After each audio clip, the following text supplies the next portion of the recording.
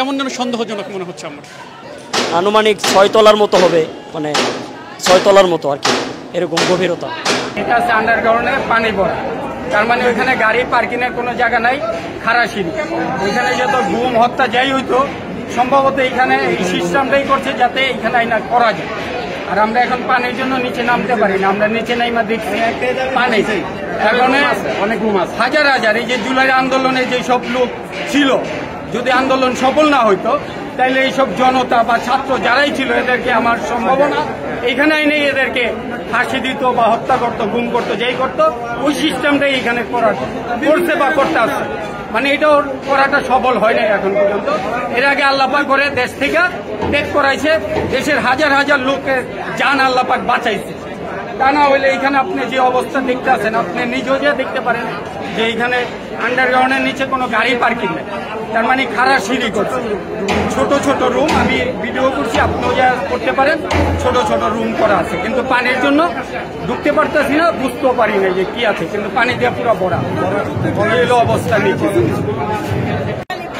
নিচে তো দেখলাম পানি, আর কিছু তো দেখলাম না, আবার দুইজনে যায় নিচে দেখছে কিন্তু কিছু পাইতো না, পানির ভিতরে নামছিল। মানে অনেকে বলছে আয়নাঘর তৈরি করা হচ্ছিল, আপনার কাছে মনে হয়? দেখা যায় কিন্তু এরকমই প্রথম সিঁড়িটা দেখলে পরে নিচে যায় ওরকম বোঝা গেছে। অনেকের মুখে আমিও নিজেও শুনেছি যে আয়নাঘর করার পরিকল্পনা ছিল হয়তো। এখন আপনারা যারা আছেন বিনোদনের লোক, কি একটু দেখে আসবেন এটা আসলে আয়নাঘর কিনা না অন্য কিছু। আপনার কাছে কেমন মনে হয়েছে, এমন সন্দেহ আপনার হয়েছে কেন? সন্দেহ তো আমারও হচ্ছে, কারণ ওইরকম নিচে গাড়ি পার্কিং তো এতগুলো থাকে না, গাড়ি পার্কিং এখানে আছে, তারপর আবার আন্ডারগ্রাউন্ডের ভিতরে কেমন যেন সন্দেহজনক মনে হচ্ছে আমার। এটা আমরা আওয়ামী লীগের শাসনামলে আয়নাঘর করে অনেক খুন গুমের হয়েছে, তো এই বিষয়ে তারপর আবার নতুন করে এটা তৈরি হচ্ছিল, সব মিলে আপনি বিষয়টিকে কীভাবে দেখছেন?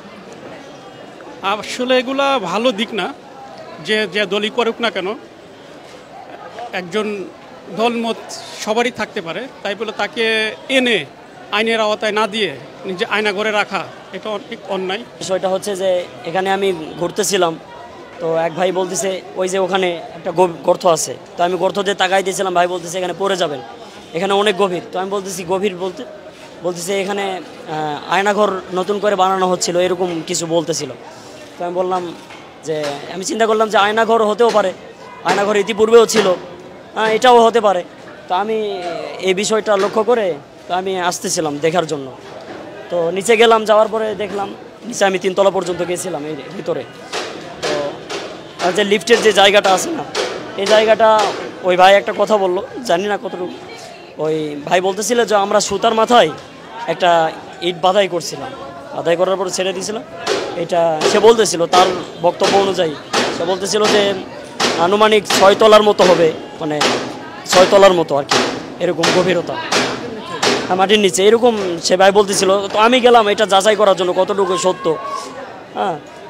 মানুষও গুজবও ছড়াইতে পারে। তো আমি ওখানে গেলাম, যাওয়ার পরে দেখলাম যে সব পানি দিয়ে ভরাট করানো, লিফটের যে জায়গাটা এই জায়গাটাও পানি দিয়ে ভরাট করানো, কিছু বুঝতে পারতেছিলাম।